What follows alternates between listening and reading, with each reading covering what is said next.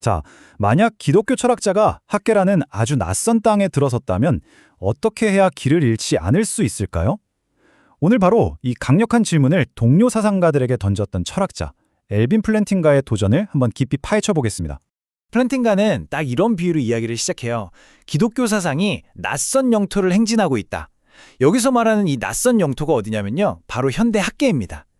플랜팅가는 이 영토의 규칙들이 기독교 신앙과 아주 미묘하게, 하지만 정말 근본적으로 충돌하고 있다고 경고하거든요. 대체 뭐가 문제라는 걸까요?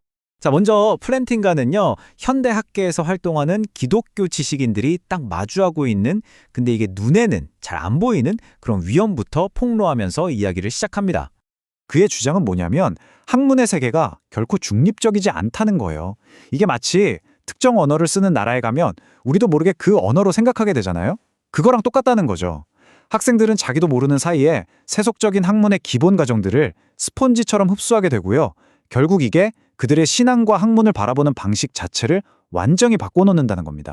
플랜팅가는 이렇게 자신의 신앙을 세속 학문의 틀에 어떻게든 억지로 끼워 맞추려는 시도를 두고 심각한 실수라고 아주 강하게 비판합니다.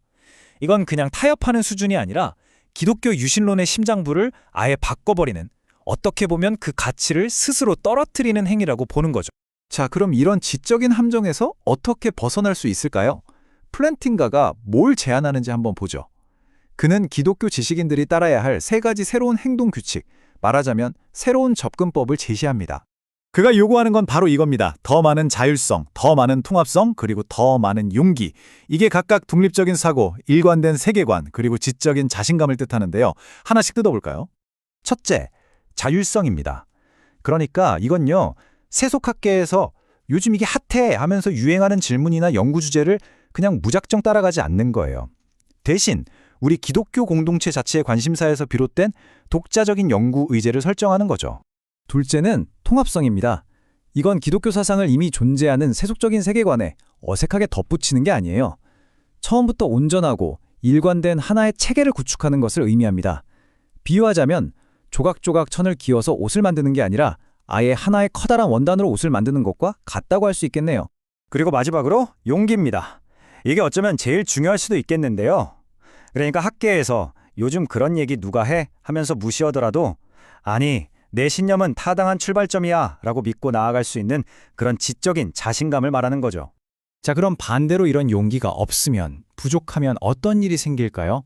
플랜팅가는 20세기 철학사에서 아주 뼈아픈 사례를 하나 가져옵니다.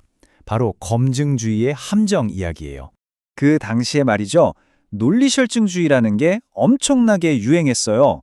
이 사람들의 주장은 진짜 간단하고 강력했습니다.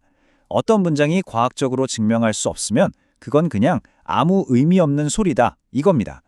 예를 들어 물은 H2O다, 이건 오케이, 의미가 있죠. 하지만 신은 선하다, 이건 뭐 증명할 방법이 없으니까 그냥 헛소리라는 거예요. 와, 엄청나죠?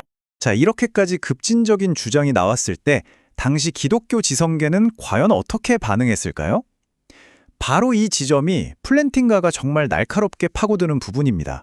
플랜팅가는요, 많은 사상가들이 잘못된 길을 갔다고 봐요.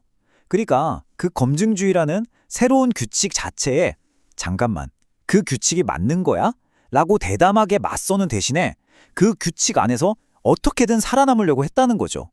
이건 뭐냐면 상대방이 이미 다 짜놓은 경기장에 들어가서 아주 불리한 게임을 하려고 한 거나 마찬가지. 그렇다면 플랜팅가가 말하는 용기 있는 접근법이라는 건 구체적으로 어떤 모습일까요? 이게 단순히 방어만 하는 게 아니거든요. 아예 새로운 작업 방식을 만들어내는 겁니다.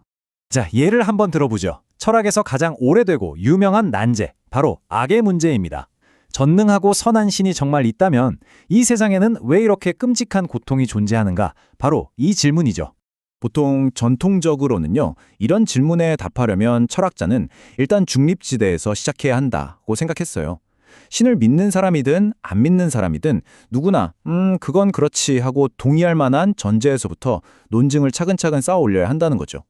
그런데 바로 여기서 플랜팅가가 정말 파격적인, 어떻게 보면 급진적인 제안을 합니다. 뭐냐면 기독교 철학자는 굳이 그 룰을 따를 필요가 없다는 겁니다.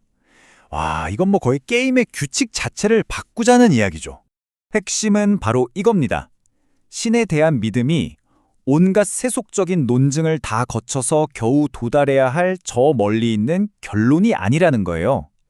오히려 철학적인 탐구를 시작하는 출발점, 전제, 심지어는 증거의 일부가 될 수 있다는 겁니다. 완전히 출발선이 달라지는 거죠. 이렇게 출발점을 바꿔버리면 이건 단순히 논증 방식 하나를 바꾸는 것과는 차원이 다릅니다.